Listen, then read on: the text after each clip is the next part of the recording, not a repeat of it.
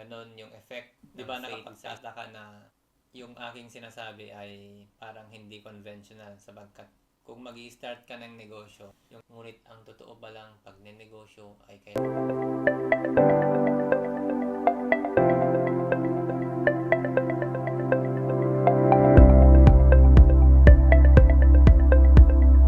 alam nyo ba ang kwento ng Wright brothers? Sila ang nagkaroon ng idea that we can go in a place using an airplane. At sila ang dahilan kung bakit mas mabilis ngayon ang transportasyon natin.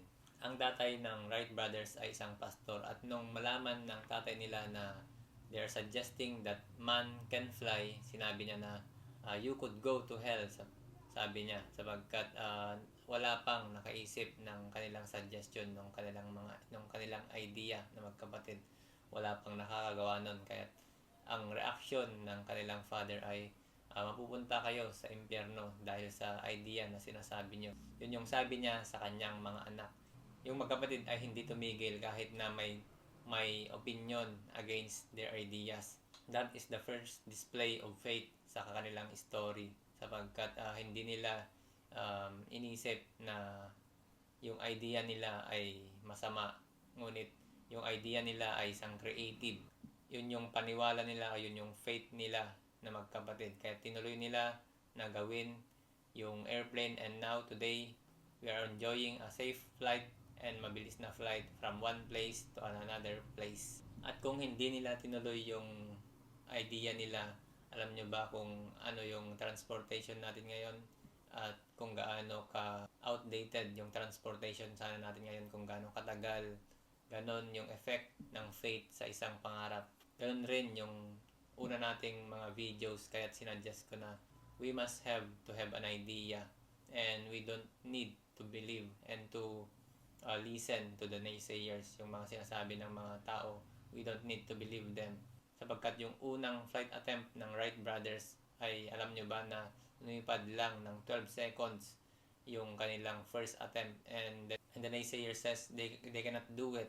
But alam nyo ba yung yung sagot ng Wright brothers? Sabi nila, we kept the thing for 12 seconds in the air. Ang nakita nila dun sa failure na unang attempt nila ay yung success na napalipad nila ng 12 seconds yung first attempt nila.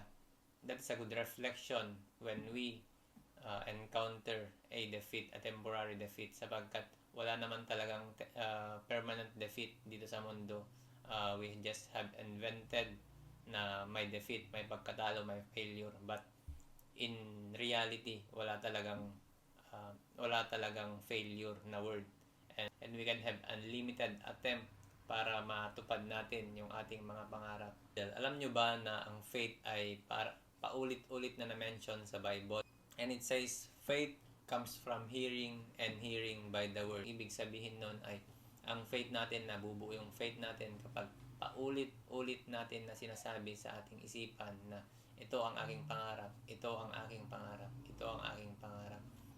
Every day, I suggest in our past video na bago ka tumayo sa iyong higaan, repeat within yourself yung iyong pangarap, and after the day, kapag bago ka matulog, repeat again yung iyong pangarap para matanim natin yung ating mga pangarap dito sa ating mga puso or sa ating subconscious mind. Di ba nakapagtataka na yung aking sinasabi ay parang hindi conventional sapagkat kung mag-i-start ka ng negosyo, yung sasabihin nila ay very technical, which is gawa ka ng business plan, mag-raise ka ng capital, i-study mo yung market. Yun yung conventional na sasabihin ng isang normal na advice para makapagsimula ka ng negosyo. Ngunit dito sa series natin, yung una ay idea, and ang yung pangalawa ay yung desire, yung burning desire. Kailangan mong itanim sa iyong puso yung idea mo upang di mo malimutan at patuloy ka everyday na trabahuin ang iyong pangarap. At ang pangatlo ay ang faith, which is to believe in your idea that it will pass, it will come to pass. Mangyayari iyon at mangyayari sapagkat ang sabi ko nga, we have unlimited tries. Walang word na failure dito sa mundo. walang failure na word dito sa mundo, and let us just take yung mindset ng Wright brothers na noong napalipad nila ng 12 seconds yung unang attempt nila sa pagpapalipad ng airplane, and they saw it na opportunity na nakayang lumipad ng bagay na yun ng 12 seconds, and it is a good start. Yun yung sabi nila sa mga naysayers noon, it is a good start. We can make it fly. Napalipad na namin ng 12 seconds, ang ibig sabihin nun, kayang-kaya naming paliparin ang bagay na ito. Yun yung mindset ng Wright brothers noon. Kaya we can enjoy yung airplane ngayon, and we can enjoy very fast travel. That is a benefit of having a faith sa ating mga pangarap. Kapag naririnig natin yung word na faith, ay akala natin ay it is only a religious term. Kapag titignan natin yung dictionary or sa internet, ang word na faith ay equivalent or synonymous sa word na belief. Your belief system creates your reality. Ang kaya mo lang gawin, ang kaya mo lang execute ay yung mga pinaniniwalaan mo. Kaya ito yung sinasabi ko na third step towards your para makapag-start ka ng negosyo. Sabagkat kapag pinaniniwalaan mo na magagawa mo, na which is you can do it, sapagkat we are the highest form of creation.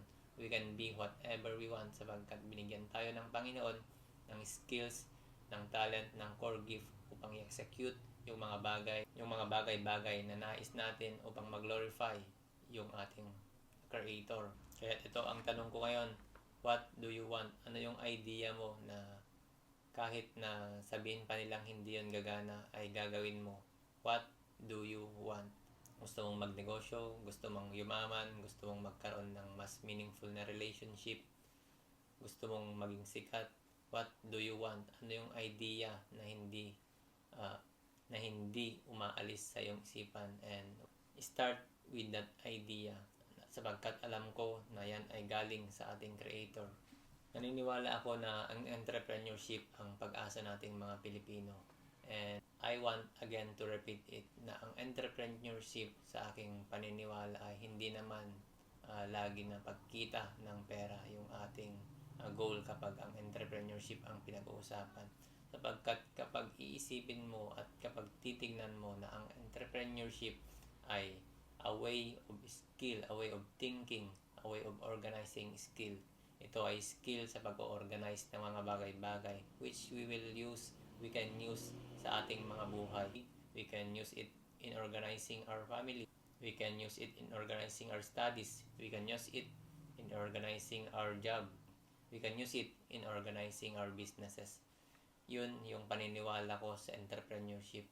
Na ang entrepreneurship ay organizing skills na which is nakikita ko na kailangan nating mga Pilipino, na kailangan nating i-organize yung ating mga buhay upang hindi tayo laging umasa sa ating gobyerno, sapagkat kapag alam natin na i-organize yung ating mga buhay, I believe we can prosper it, we can make it prosperous, we can live a more meaningful and prosperous life. Ang problema lang natin ay yung ating mga kaisipan. Yun yung kalaban talaga natin, sapagkat it always suggests yung mga bagay na di uubra. Ngunit itong third step na sinasabi ko ngayon, we can use it to counter yung mga naysayers, yung mga opinion ng ating society, yung opinion ng ating kaisipan, which is negative thoughts, fear.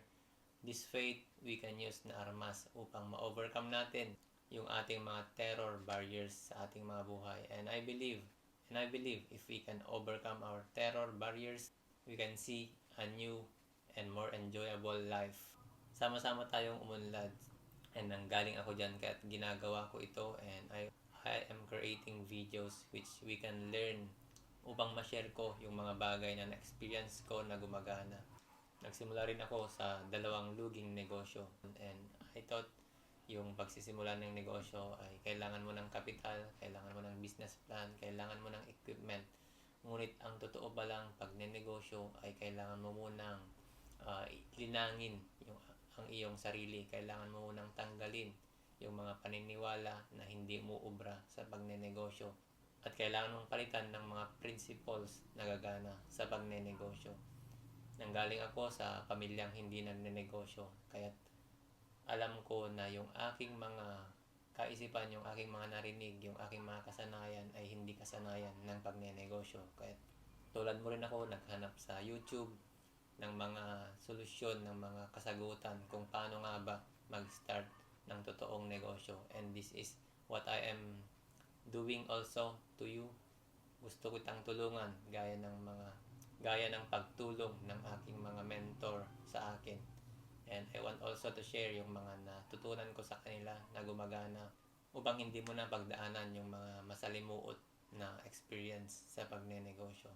Kapag nakarating ka sa punto ng video ito, comment mo naman sa baba na the will to do it. At nang malaman ko na nakasupport ka sa aking mga videos, at huwag mo namang kalimutan na i-click yung subscribe button sa baba. Click subscribe and also the notification bell. At nang ma-notify ka kapag may mga bago tayong upload, sapagkat itong videos natin ay series kung paano natin masisimulan ang isang epektibong negosyo. At i-like mo na rin itong video ito upang makita ng algorithm ni YouTube na ang mga videos natin ay mapapakinabangan.